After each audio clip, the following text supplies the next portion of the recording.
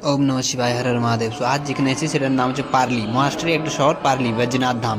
Actually এটা আমাদের ঝাড়খণ্ডে যেটা রয়েছে বৈদ্যনাথ ধাম তার সাথে কম্পেয়ার করা হয়। অ্যাকচুয়ালি এটা একটু কন্ট্রোভার্সি রয়েছে যে বৈদ্যনাথ ধামের আসল জ্যোতির্লিঙ্গ কোনটা। তো আমরা যখন মহারাষ্ট্রে এসেছি তাই এটা একবার ভিজিট করে নিলাম, দেখলাম সামনে যখন এসেছি। বৈদ্যনাথ ধাম ব্যাপারটা হচ্ছে কি 12টা জ্যোতির্লিঙ্গ মহাদেবের যেটা রয়েছে তার মধ্যে মহারাষ্ট্রের লোক মনে করে যে মহারাষ্ট্রেই টোটাল 5টা রয়েছে। তো আমরা যখন মহারাষ্ট্র এসেছি টোটাল 5টা মহারাষ্ট্রের মধ্যে 5টা জ্যোতির্লিঙ্গে দর্শন করে নিলাম।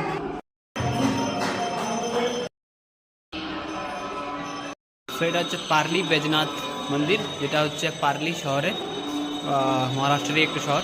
যে হিসাবে বলেছিলাম মহারাষ্ট্রের লোক মনে করে যে তাদের মহারাষ্ট্রে 5টা জ্যোতির্লিঙ্গ আছে, গুগলের হিসাবে 3টে, কিন্তু মহারাষ্ট্রের লোকরা বলে না 5টা জ্যোতির্লিঙ্গ আমাদের রাজ্যেই রয়েছে। তাই আমরা যখন মহারাষ্ট্রে এসেছি, আজ মহারাষ্ট্রে মোটামুটি 3-4 দিন দিলাম, 4 দিনেই আমরা মহারাষ্ট্রের 5টাই দর্শন করে নিলাম।